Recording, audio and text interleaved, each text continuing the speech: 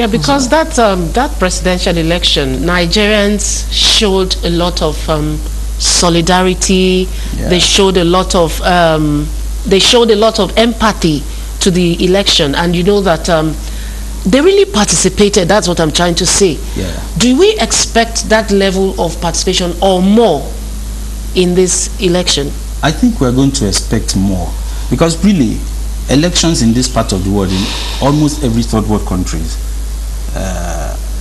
during the presidential campaigns, some of us did a lot on social media, and we kept telling people, they keep quoting figures, statistics, this, and I would tell them that, see, elections in third world country mostly boil down to two things: sentiment and emotions. Really? Yes, most times, most people made their choice during presidential election based on sentiment. Most people, a lot of people made their choice based on emotion. They were angry. They didn't like the state they were living in. I'm sleeping in darkness, I can't do this, I don't have a job, I don't have this. So no matter the figures you bring to such a person, it really will not make any meaning. Understand? So that's why this gubernatorial election is going to even be tougher, a lot tougher than the presidential, especially in Lagos State. You know, Lagos is like both parties wanted to have Lagos like the icing on the cake, especially before the presidential election. PDP was thinking, okay, Lagos State had been in opposition for the past 16 years. This is the time to align Lagos with the federal. APC was saying, yes, we've been in Lagos State. This is the time to get to the federal and make sure Lagos and federal are on the same page. But presidential election had come and had gone.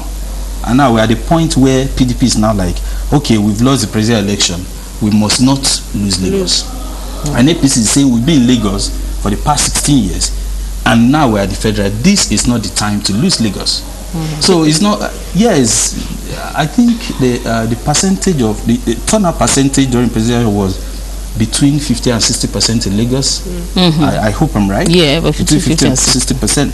This time around, I'm sure we're going to have up to 70%. I'm thinking so, because looking at all the current issues, and I don't know if you looking at all the current issues, some tribe want to do this, some people want to do that, some people are claiming this is our land, this is no man's land and all that. A lot of people want to come out and show that yes, we want to get this thing. Okay, now you talked about people during elections that they are swayed by emotions and sentiments when they vote.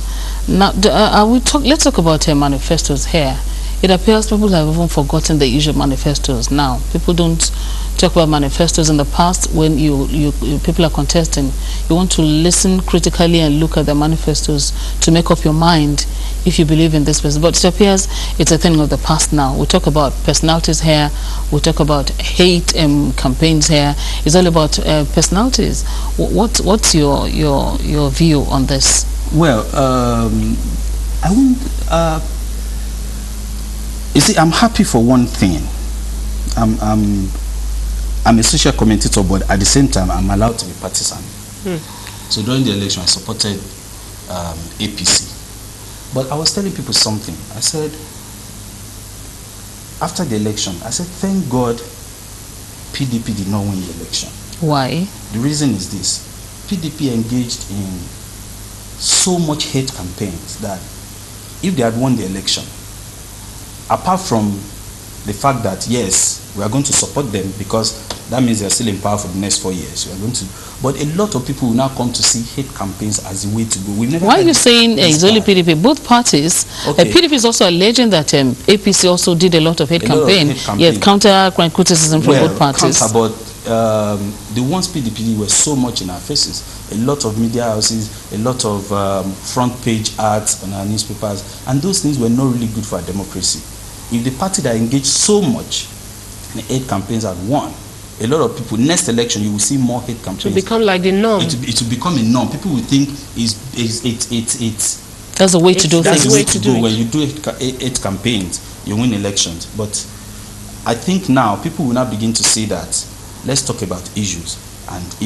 And then coming to manifestos, you see, there is this proverb in my place that I'll just say it in English. Say, if someone promises that is going to make clothes for you, apparel for you, you're going to first of all look at the one the person is wearing.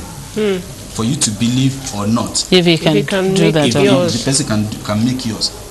During the election, manifestos in this part of the world, yes, it's good to have manifesto, but people don't really look at manifesto. They look at what they are passing through. They look at the fact that I'm a graduate, I've been at home for the past 5 years, I can't find a job. No matter what you are saying in your manifestos, I will not think about that. I will look at the other party that is saying, I can give you a job. Even if it's not written in their manifesto, I can tell you a lot of people did not get to see a copy of any of the party's manifesto. A lot of people. All what they just look at is the campaign on the television, the ad on the radios, and they just hear, we'll do this, we'll do that. They don't want to care even if it's not written in the manifesto. And so, we are still. So will you attribute that to our level of enlightenment as a people? It's not really our level of enlightenment per se. It might be part of it, but it's our level of governance. You see, if you are taking care of those basic things, if we have good roads, infrastructures, we have NEPA, we have water, we have good transportation system, that's the time people will now sit down and start looking at, okay, what is the GDP? How do they grow what is the IGR for between this year and this year? What is the percentage for this? What is the statistics for that? Well, the basic things are missing. So nobody's going to look at any figures. I tell you, even the people, I like to talk as a layman most times.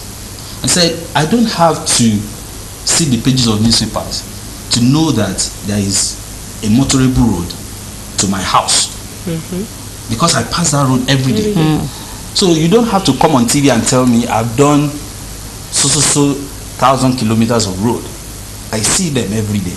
And so, but if you have gone past that, that's when we go to advanced countries. When they are campaigning, you hear a lot of figures, you hear them talking a lot about foreign policy. How many times did you see foreign policy when they were campaigning in an election? How many times?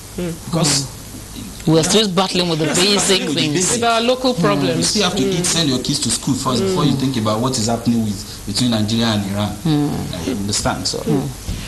All right, we have to stop at this point. We want to thank you, Chris Bamidele, for joining us on the program. Thanks for coming. And viewers, we're so sorry that we're spending such a short time with you on the program. We'll return tomorrow with more on Mandates 2015. So please make it a date with us tomorrow. I am Jimmy Michaels. Good evening. And thank you for being a part of the show. We'll see you again tomorrow. Have a swell evening. My name is Jumoke. Adesua.